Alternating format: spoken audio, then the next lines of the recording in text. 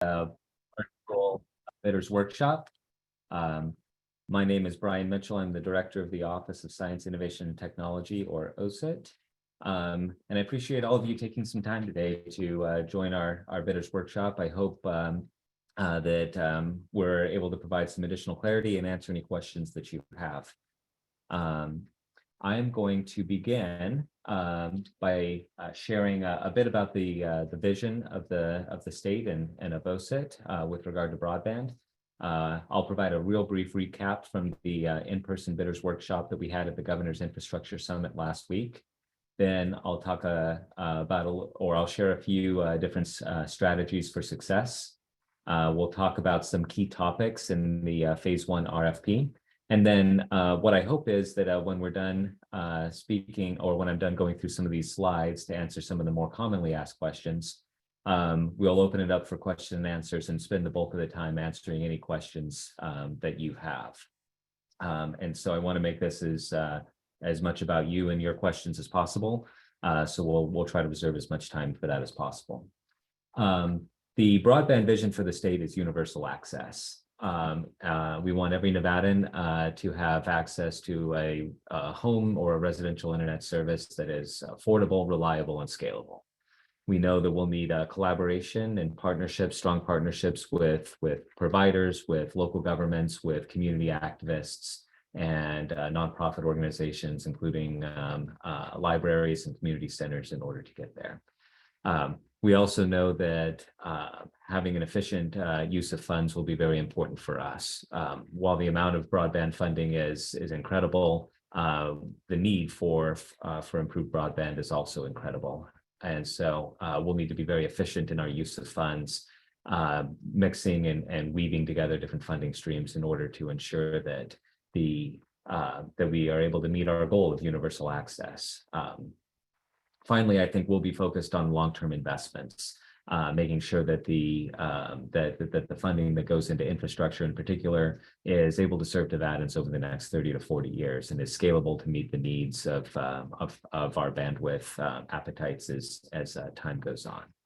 So with that, let's dive in and talk a little bit about phase 1 of the High Speed Nevada initiative, which focuses on state and local facilities as well as community anchor institutions such as schools and libraries. Last week, we held an in-person bidders workshop at the Governor's Infrastructure Summit in Las Vegas, and I appreciate that there were so many of you that took the time to attend that in person. We had a number of different folks there, and we provided an overview of the initiative, and then an overview of the RFP, and then took questions. A transcript of that is forthcoming. I provided a brief, or maybe some of you might suggest it wasn't so brief, overview of the RFP and a transcript of my remarks, or my kind of opening comments, will be posted on the website next week. We're also in the process of transcribing the questions and answers that were asked, and those will be posted in an FAQ on the website next week, along with any questions and answers that are provided today. A couple of highlights from that session for those of you that were not able to attend include that this primarily is an RFP for services. We're asking for both lit and dark, leased lit and leased dark fiber point-to-point services, and where existing infrastructure exists to provide that, then we encourage bids in that regard. Where there is no existing infrastructure, then the state has funding available to pay for needed construction costs, and those are all outlined in the RFP. The other highlight I think I'll share is that we hope that this opportunity to serve a number of different government facilities in each region — there's 1,000 facilities total throughout the state and hundreds within each region — is an opportunity for providers to gain a number of anchor clients within some unserved communities throughout the state, and that will serve as a foundation for being able to provide a high quality, high bandwidth, and low cost residential service to unserved communities that surround these facilities. Again, we'll be posting a transcript of my remarks that provide an overview of that. We've also posted on the website a map of all of these 1,000 facilities, and you'll notice that they're in every county. There's facilities in every county and nearly every community. And again, this is an opportunity for the state to bring modern, scalable infrastructure throughout the entire state. So let's dive in and talk about a couple of strategies for success. And I'd like to first focus on large geographic rural regions. One question that we got a couple of times on last week, and and something that I'll mention today is that while in the RFP we're very clear that we want any proposal to bid to serve every single facility within a region, we're also very open to partnerships, and what those partnerships look like is largely up to you. The partnerships in these partnerships, there could be an opportunity for one provider to take one portion of a region and another provider to be a partner to serve the other portion of the region. What we are asking is that one provider would take the lead in being, kind of a prime, I guess, applicant and being the one responsible for ensuring that the deliverables of the RFP are met. We're open to that provider taking some kind of an administrative fee in order to do that. The second thing that I'll mention is that all of the sites, all of the government entities that have submitted their facilities to be a part of this RFP are very monthly recurring pricing sensitive. And so one of the things that I stressed on Friday of last week at the summit is that we do not want, and this is also something that we explicitly lay out in the RFP, that we don't want providers to recoup any of the construction costs in the monthly recurring pricing.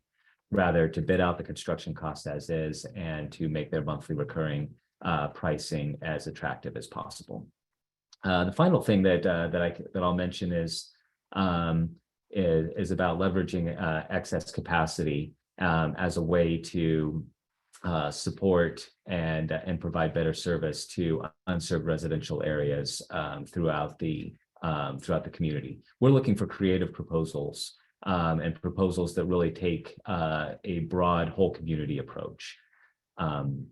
And so that's something we'll get into here a little bit in more detail later on in the presentation, but and can answer questions about what that looks like. But I think one strategy for success would be to leverage the existing excess capacity and to tell us how you would do that in serving the broader community. Moving on, talking a little bit about urban regions, I think making maximum use of existing fiber is one potential strategy for success.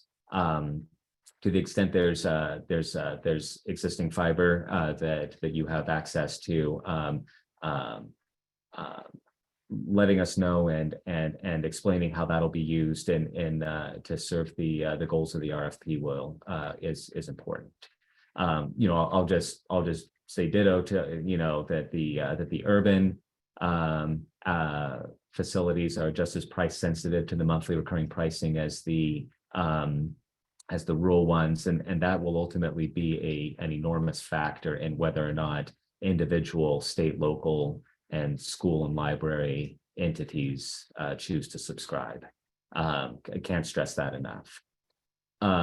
Finally, I think when thinking about your last mile strategy, focus on areas where infrastructure investments have lagged, according to the broadband data fabric. So areas that are still on copper or maybe old generation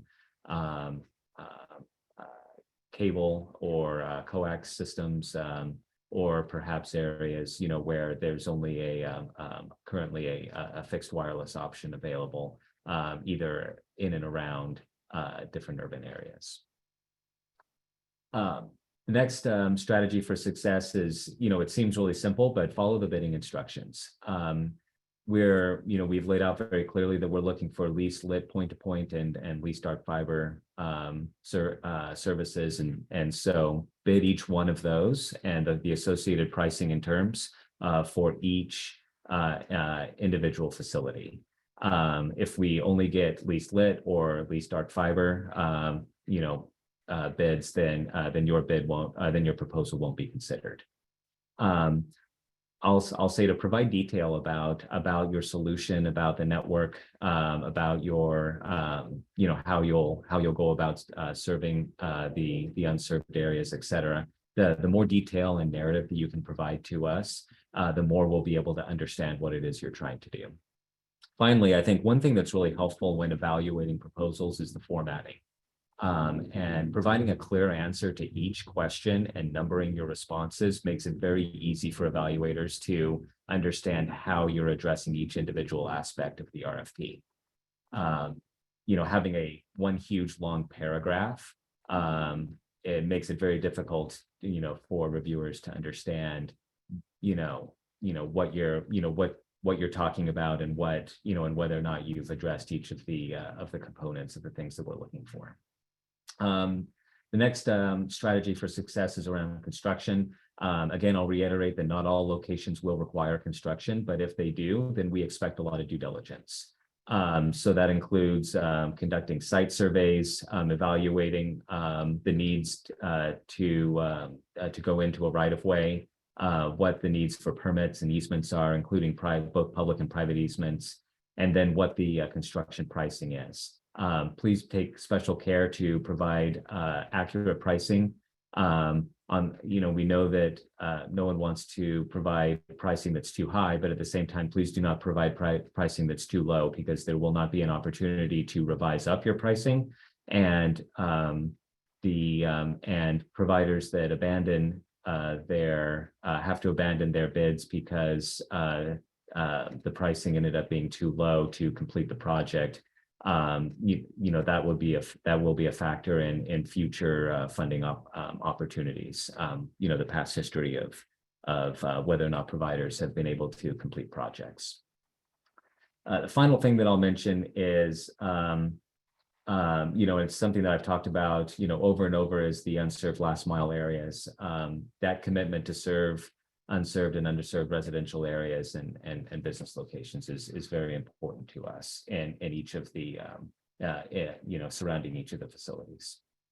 All right, so let's move on and talk about a couple of key topics. First question is that we'll answer is, where can I find the location of the state interconnect facilities, or the Z location? And the answer is that we have updated the map.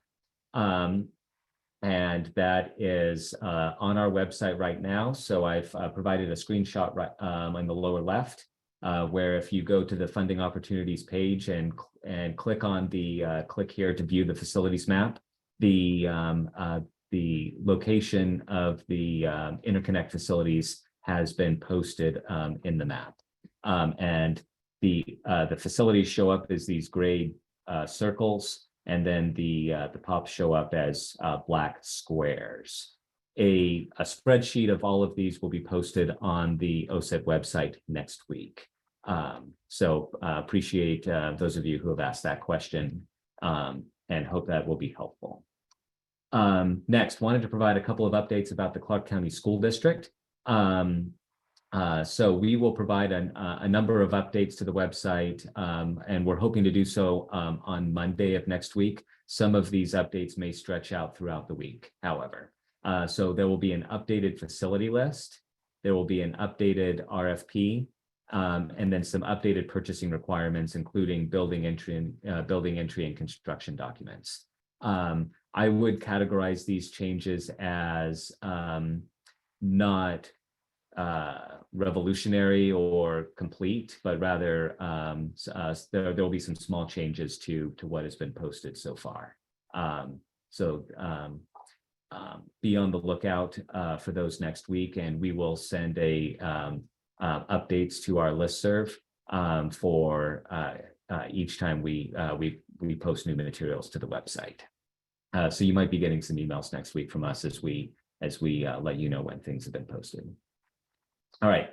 How should a provider approach the last mile service portion of the requirements, what that plan looks like? This is a question that we got a couple of times in email and also during the provider summit last week. So the answer is that we're looking for an overall strategy statement that outlines how a broadband service provider will leverage the one-time construction funding and monthly recurring funding gained from serving the state and local facilities and the schools and libraries to eventually serve unserved or underserved or underinvested areas that are in the surrounding community. So we want to be very clear that this does not mean that you have to provide a fully engineered solution.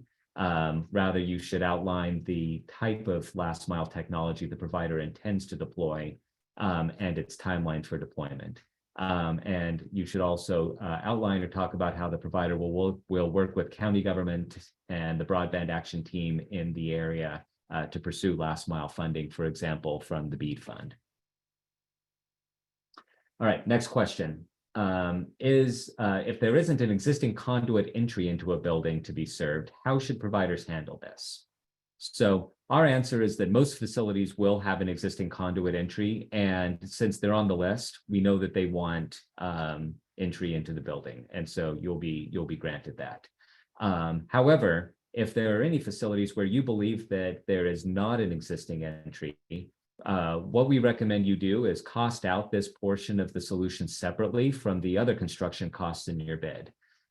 State and local governments will then take this cost into consideration when evaluating bids. And if there is no entry, then that'll be, it'll be correctly costed. And if there is, then you won't be penalized for having an additional cost in your proposal. All right, next question. Will there be an opportunity to amend construction costs or monthly recurring costs after a bid is accepted by the state or local government? And the answer to that is no. The state and local governments must follow E-rate-like guidance when evaluating their bids. So there's not an opportunity to add additional construction or monthly recurring costs after the acceptance of a bid. And again, to reiterate what I said earlier, if a company abandons a bid, the state will take this abandonment into consideration in future grant opportunities. It'll impact how the state especially evaluates that provider's ability to perform, which is a significant evaluation criteria. All right, moving on.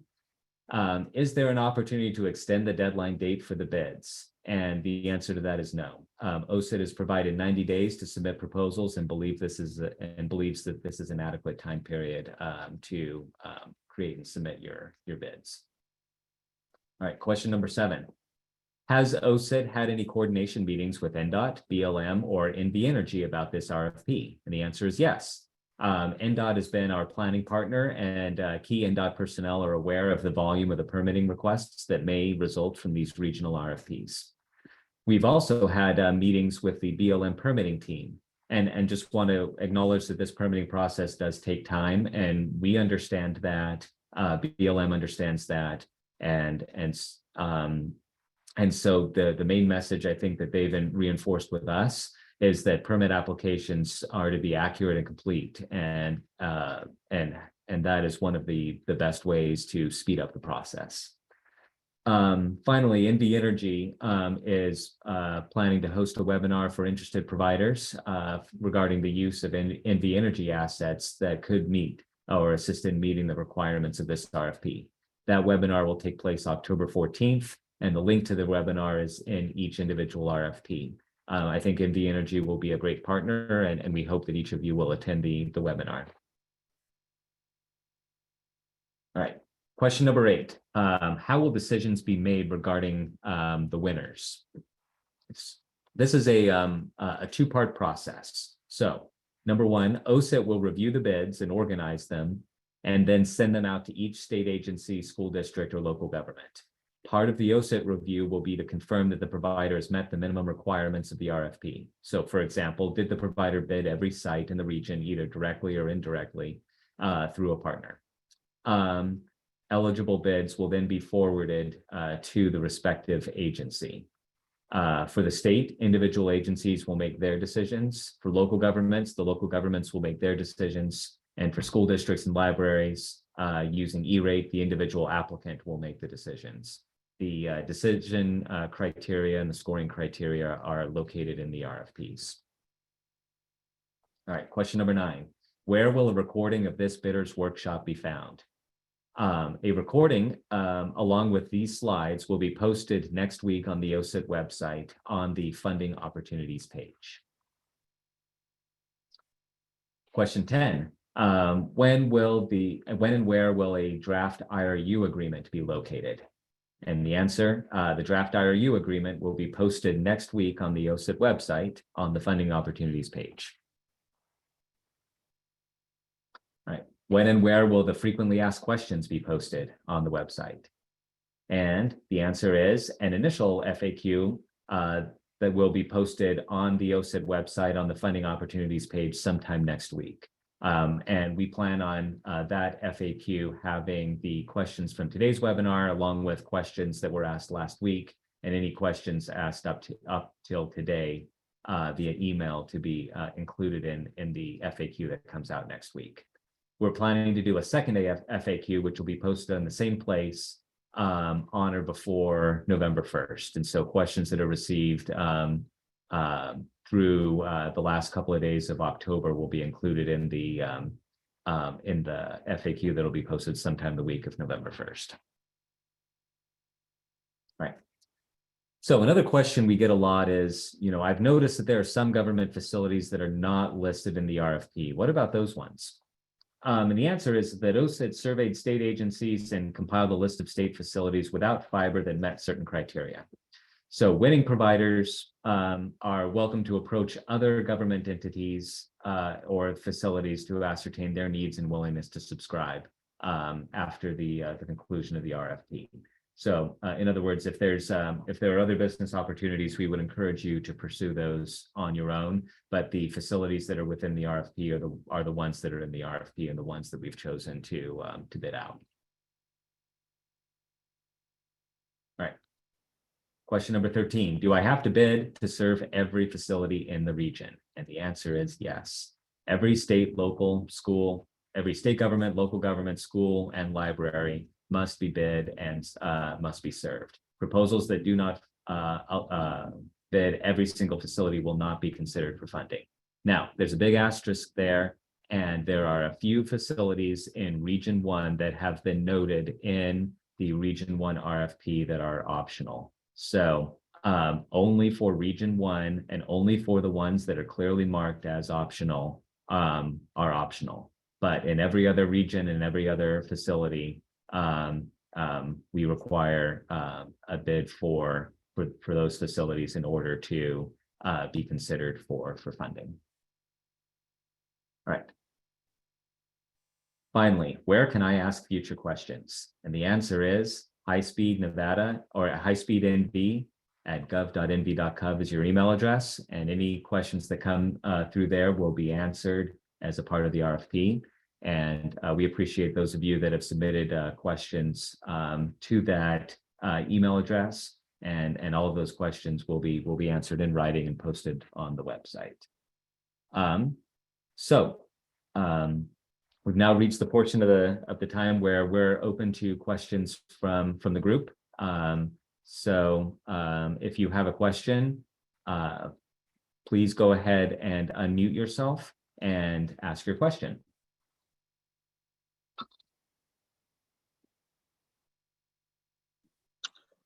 Brian, this is Sam Sanders of FIS.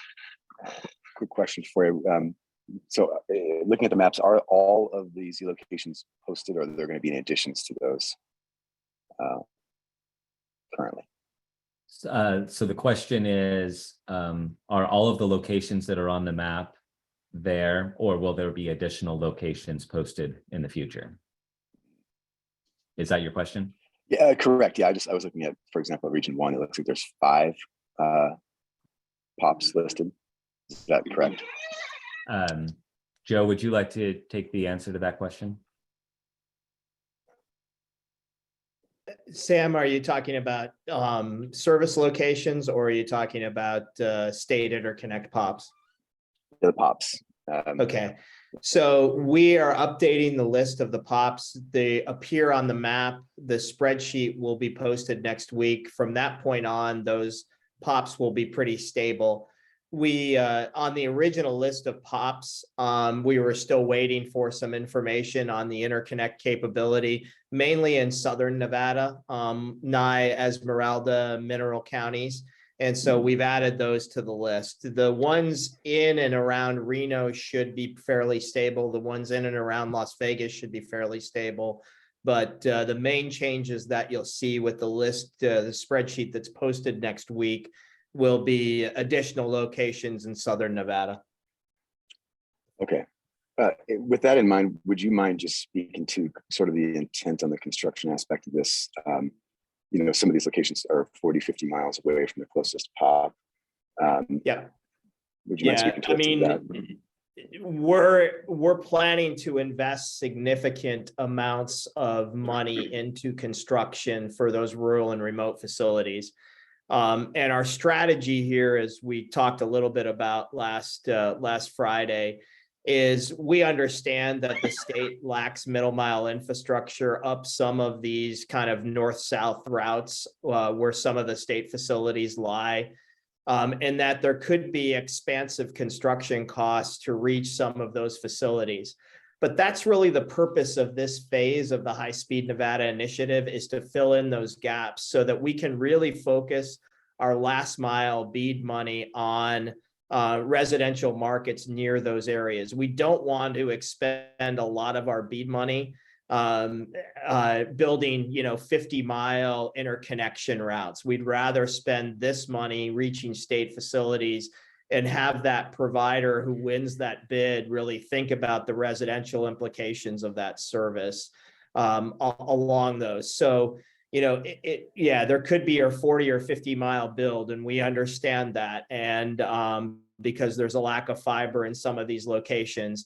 But we also want to see, how you are planning to think about serving residential locations near those rural and remote state facilities. Because again, we don't want to spend, $20 million or $10 million getting to a location with our BEAD funds. We'd rather spend this money to do that, reach a state facility, have you route that through your commercial upstream facilities on the way to the state POP, and then be ready to serve residential locations near that state facility at a more economical rate than having to put in the middle mile infrastructure as well. So, if you are asking for our strategy is let's consider building the longer haul routes that need to reach some of these rural and remote locations with this RFP, and then use the last mile funding and work with the county broadband action teams, as Brian said, in the counties, to really conserve our investment of those BEAD funds. Because when we look at our funding sources, we believe that the BEAD funds are going to be under the most stress, right? We've got the most unserved and underserved locations. So we want to make sure that we're not building long haul routes with those BEAD funds as much as possible. Does that make sense? And does that answer your question? It does. Yeah. Thanks, Joe. All right. Thanks, Joe, and thanks, Sam, for the questions. There are a couple of questions that have come into the chat. So let's take those. Question from Cameron. It's likely that many of these locations have existing multi-year contracts for broadband service. How will those existing agreements be regarded in the RFP process and the awards? That's a good question, Cameron, and I'll take a shot at an initial answer, and then for Joe and Mel, I would open it up to you as well. We'll divide this up into the three different categories of facilities. There's state facilities, there's local government facilities, and then there's school district and library facilities. And I'll take those in reverse order. With the school district and library facilities, those facilities will follow the E-rate process when it comes to their existing contracts, And the E-rate process is very clear in terms of how and when bids come in and how those bids would interact with existing contracts. And Mel can provide some additional details about that. Local governments will be responsible for determining how they want to proceed and how those and how this would interact with their existing contracts, including whether that's layering the contracts sequentially or moving forward one way or the other. And then the individual state government entities will also be making their own individual decisions on their existing contracts. Joe or Mel, do you have anything you'd like to add?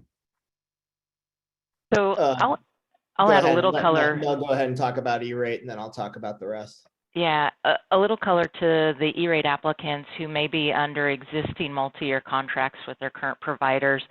So E-rate rules allow applicants to bid out services under which they might have an existing contract for a replacement contract. So if there's an applicant that's got a contract for services for WAN services that expires June 30th of 2024, then this contract that they're bidding out here might be for services to start July 1st, 2024 to coincide with the start of the E-rate program, but they might start the special construction if there's construction costs related to that.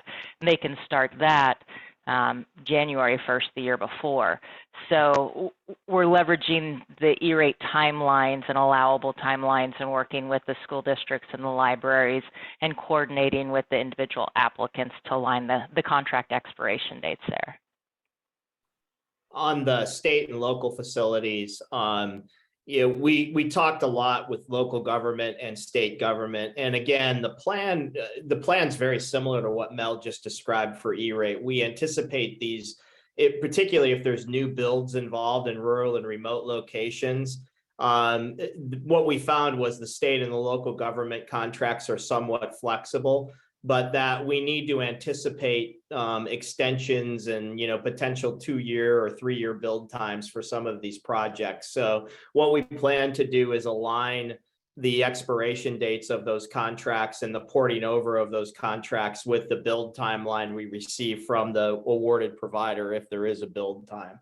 Again, it will take coordination, but to be honest, Cameron, we didn't really see a lot of 5- and 6-year agreements that are in place. We saw more with 2 and 3 years remaining that would be more akin to being able to port over to a new service if a new service won as soon as construction was done.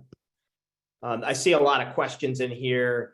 Also, Brian, about fiber strands, if you want me to kind of talk through those.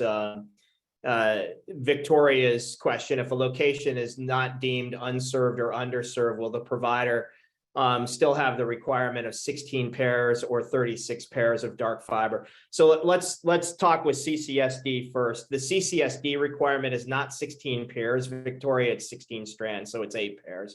And that is their dark fiber requirement for each location and each termination site. E-rate allows you to do some growth capacity.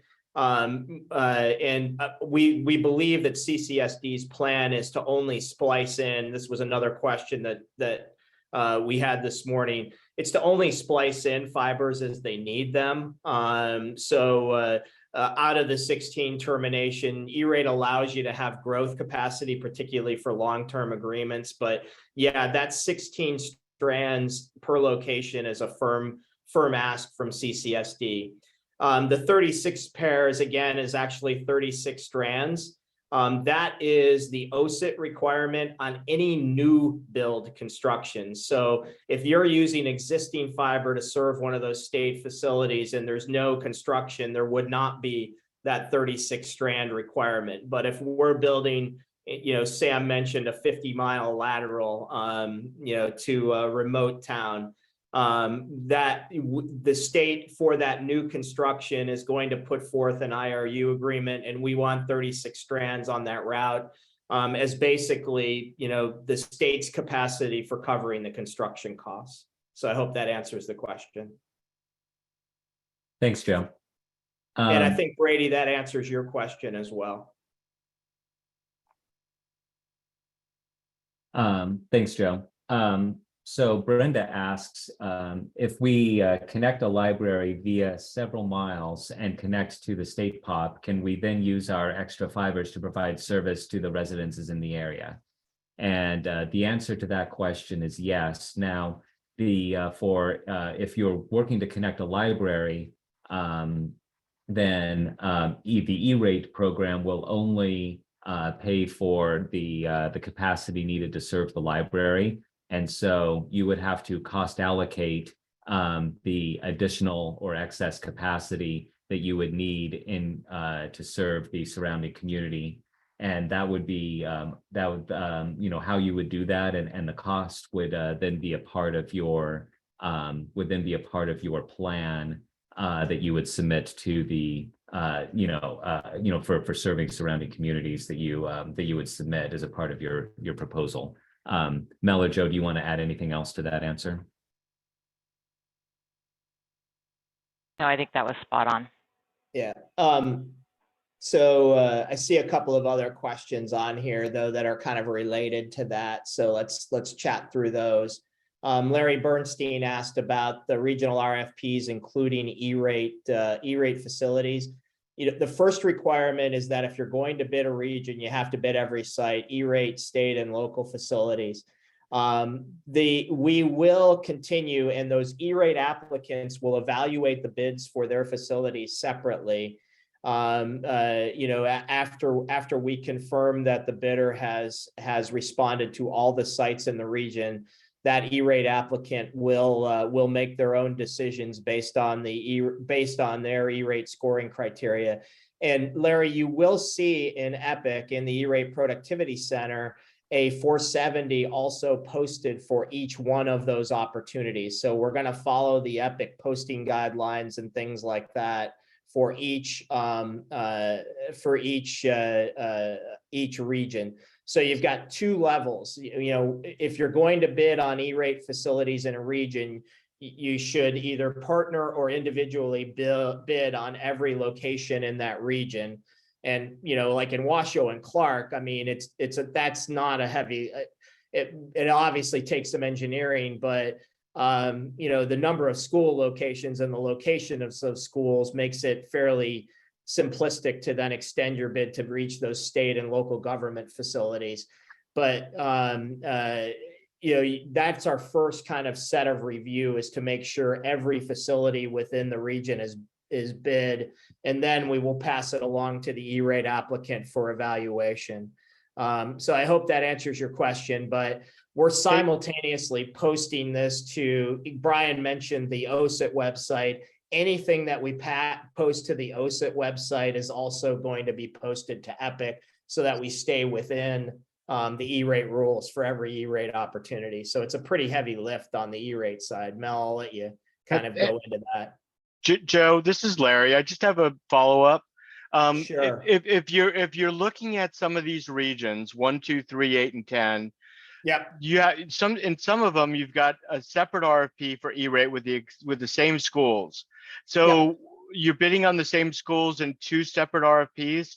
So what we're talking about doing is bidding on the state locations in one RFP, and then the E-rate separately. But I guess you're saying in those regions where those schools and libraries are in the state RFP in some cases as well.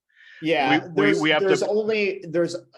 except in Clark and Washoe, so outside of regions 1 and 10, for 2, 3, and 8, the E-rate facilities are included in the pricing sheets with the state and local government facilities. So you should treat that as one unit.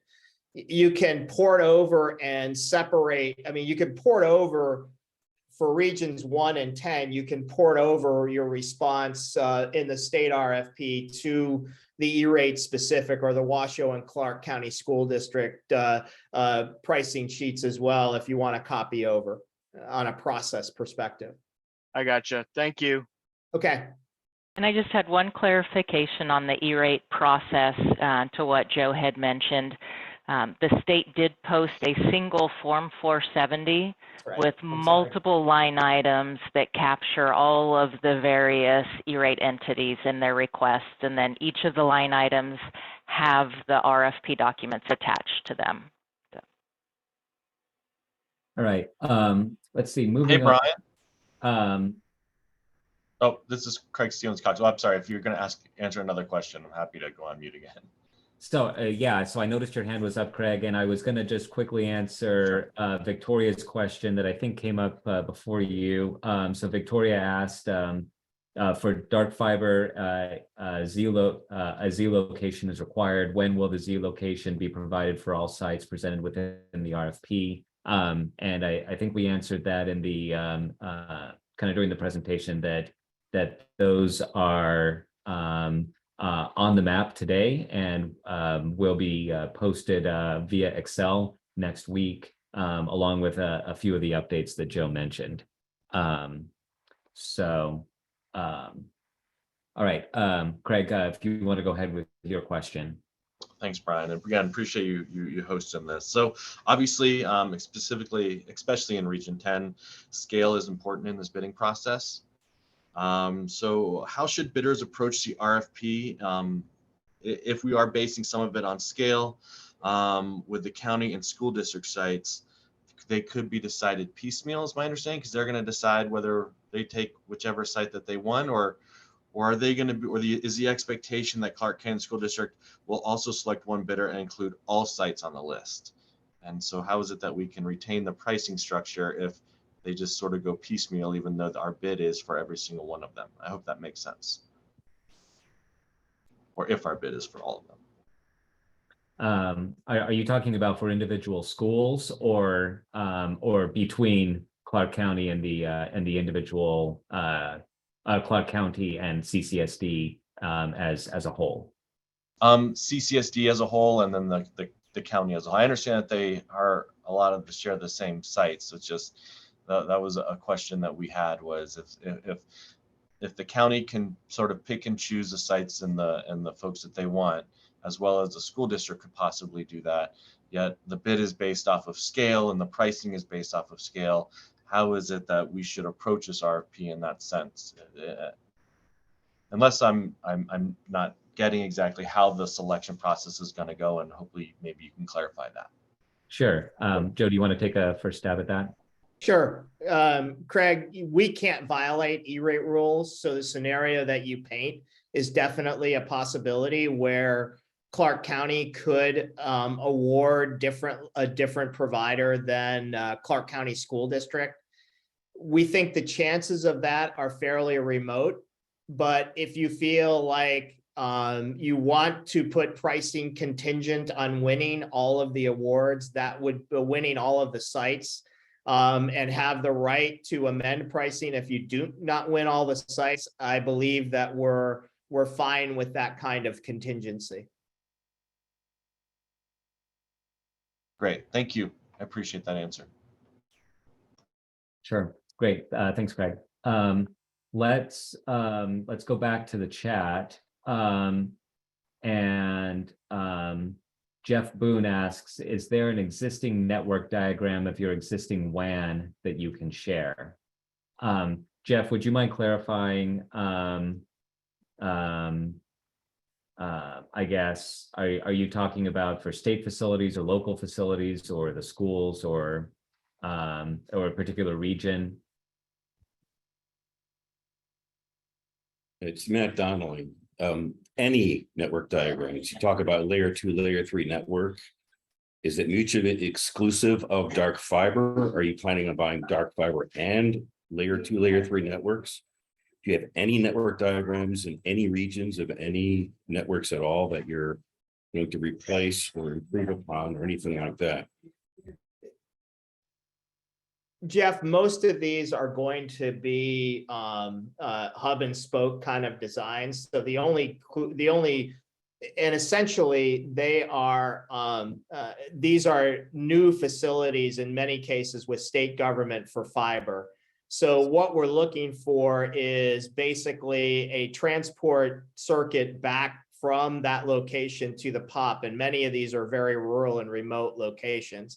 For the urban areas, again, it's your flexibility. E-rate does not allow us to dictate a network diagram.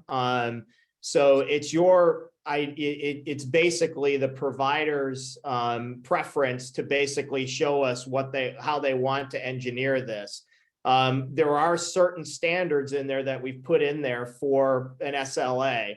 You need to design the network, whether that's ring and sub-ring or hub and spoke, to meet those SLA standards.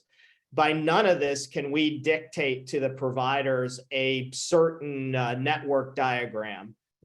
So, again, you've got to design this such that you can meet the SLAs for lit and dark fiber for all the facilities. We can't really give you more direction than that because the funding sources don't allow us to.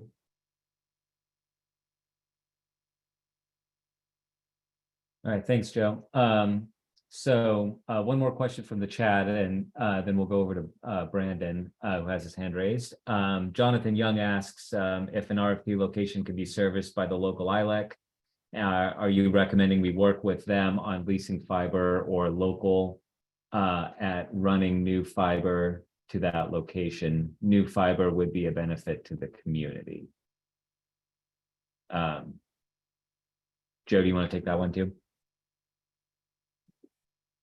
I'm trying to find it again, Brian. It's which one was it? Jonathan Young, second to last question. Oh, okay. Jonathan, we can't give you advice that deeply on strategy. You've got to assess the market and kind of pick who you think has existing assets in the region if you want to partner with them. But I think that probably goes a little bit further than we can to say, partner with the ILEC. You've got to assess the market and partner with who you think has assets that you can take advantage of. All right, Brandon, would you like to ask your question? Yeah, thanks, Brian. Joe, this is questions for you. In the state's RFP under Section A, overview of services sought, it says lease dark fiber service of 12 strands terminated at the state facility. That's 12 strands. However, in Section C, lease dark fiber service, it says this RFP seeks bids on 4 strands. Can you clarify? Is it 4? Yeah, we'll get a clarification out. So distinguish between the two, and thanks for catching that, Brandon. It's actually 4 strands terminated at each location for the state RFP. And then on new build sections, it would be 36 strands that we would require the IRU if we're funding the build.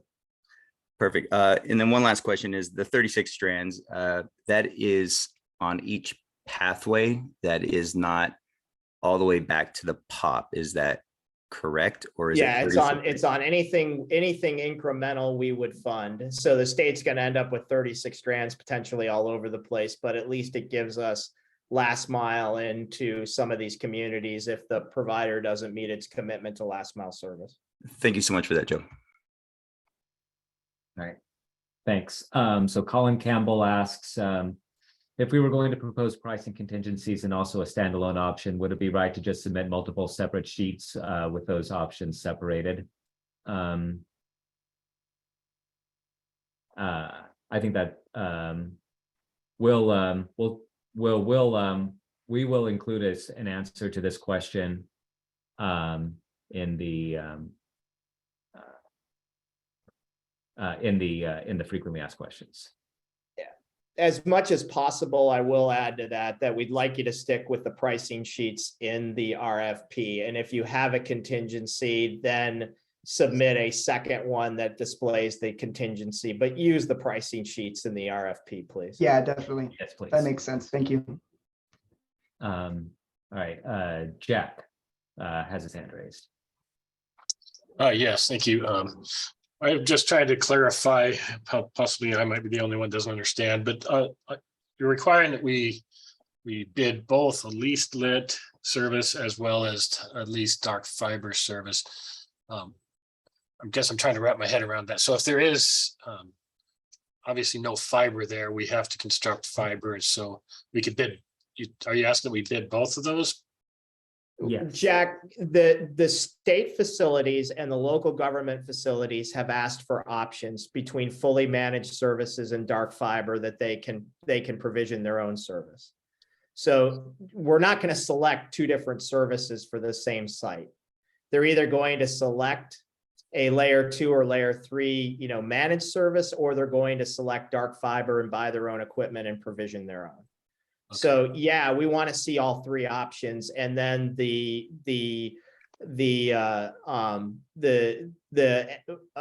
aligning entity, whether it be state government or local government, will make their decision on what type of service they want. And believe me, if Clark County School District decides that, and E-rate its most cost-effective solution from E-rate, that a dark fiber solution is the best, they're not going to have part of their network layered to managed service and part of their network dark fiber. That would be a nightmare for them. So they're not gonna do that. But what you'll see is consistency across state agencies. We will tell you that most of the state agencies today have a managed layer 2 or layer 3 service, and that will be probably the way that they go. But they do want to see dark fiber bids for their own information. I hope that answers the question. Yeah, it does kind of clarify most of that. I do still have some confusion. So if I have a location that has fiber there, or there is a location that's fiber there, that I could work with somebody else to set up the lit, the lit services. However, they aren't willing to lease dark fibers. In that situation, you utilize the fibers that are there for a late. Oh yeah, you can utilize. I mean, if you already have, if you already have termination of fiber at a facility and you're bidding based on existing fiber, if you have, we would expect you to, and hopefully you have capacity, you've planned for that, where you could give them a bid for a 4-strand dark fiber lease out of that existing fiber. It doesn't have to be new.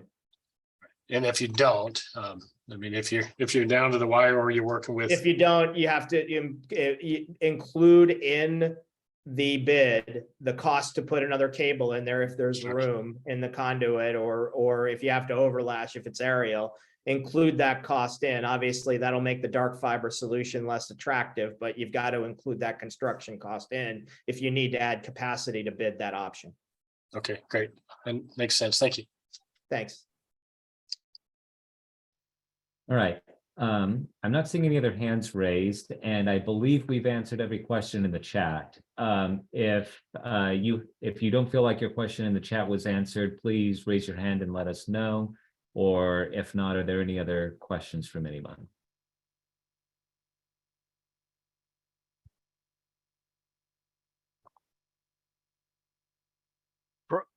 Brian, the 36-strand state dark fiber IRU, is that mandatory? Are you asking all vendors to bid on that? Or is it just if you're asking for special construction funding? The 36-strand IRU is only on new construction. So if there's existing capacity to serve a facility, then we don't require the 36-strand IRU. But if the state is paying for construction, anywhere there's construction, then the 36-strand IRU is mandatory. Thank you. So Brian, if it's not 36, if it's not mandatory, is it just one pair then? I don't think I want to answer two things. Larry, remember in your bids, and we've stressed this, that particularly the state agencies and local government agencies are monthly recurring cost sensitive. So it may not be the best strategy to amortize new build construction and monthly recurring. Just that's a caution to everyone. Victoria, I guess I don't understand the question. There's two separate requirements here. The endpoints want a dark fiber service. They want a dark fiber option for service. And in like the so for the state and local government facilities, most of those is 2 pair or 4 strands. For Clark County schools, they want 16 strands at each location. What we're also saying though is that if you ask the state to fund some of the special construction piece, this one-time construction, in addition to those dark fiber bids, the state wants a 36-strand long-term IRU with maintenance costs included as part of us funding the construction. So it's 2 separate things. Perfect, thank you.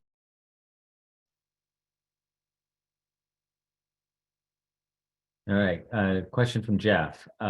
With all this dark fiber, are we to assume that you already have all of the necessary equipment to light it up yourselves? If not, are you planning on procuring additional gear? The answer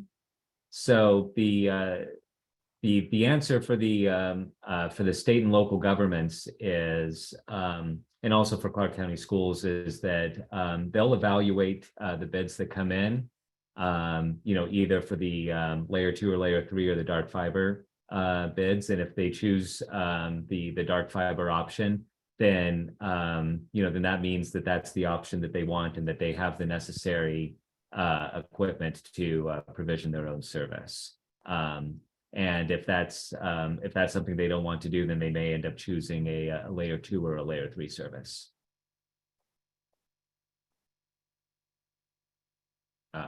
Colin, do you have another question? Yeah, just a real quick one. I know we're short on time. Just looking at the state for Clark County pricing sheet. You might have already answered this, but what is the purpose of the first tab where there are more facilities listed that's different than the subsequent tabs that actually have like the terms and the bandwidth requirements on it? So why are there more state entities on the facilities list versus the actual pricing tabs?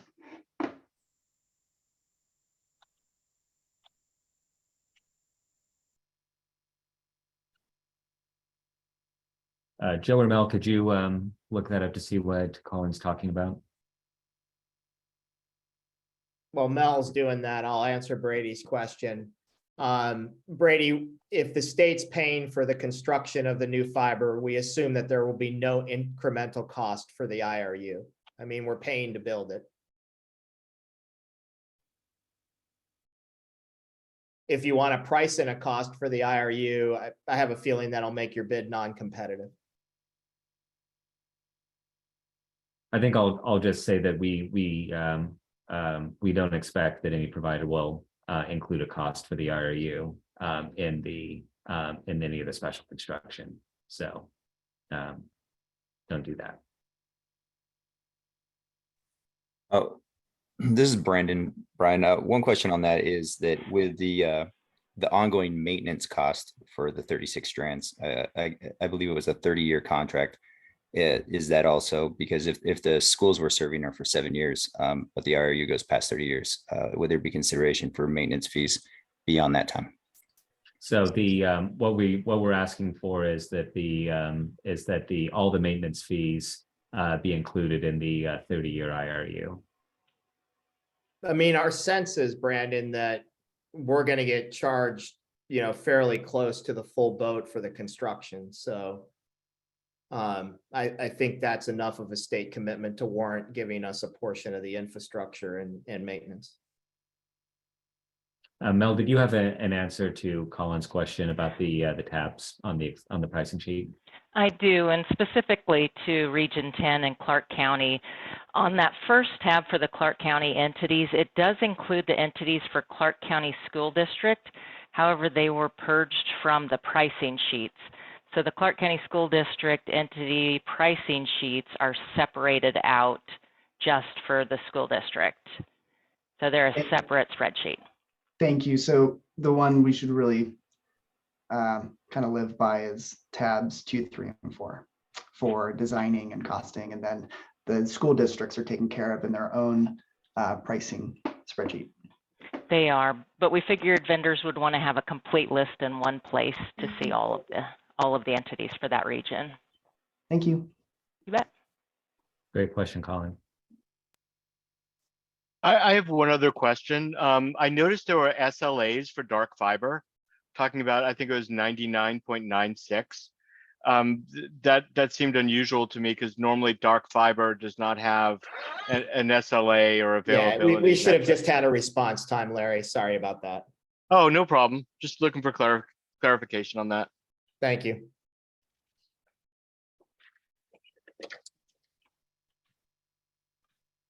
All right, we're coming up on time. Are there any last questions?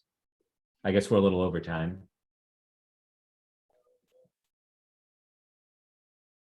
Colin, did you have another question, or is that? No, sorry, I'll put Okay. that down. All right. Any other questions? All right. If not,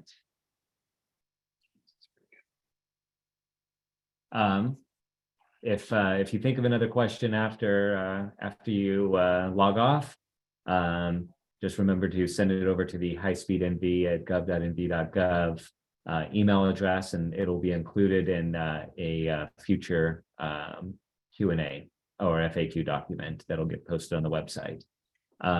Really appreciate all of you attending today, and all of the engagement and all the questions. We hope that this has been helpful, and please continue to engage with us via the email address below, and we'll be in touch via email and also on the website when any new documentation is posted. Thanks everyone, and have a great rest of your day. Thank you.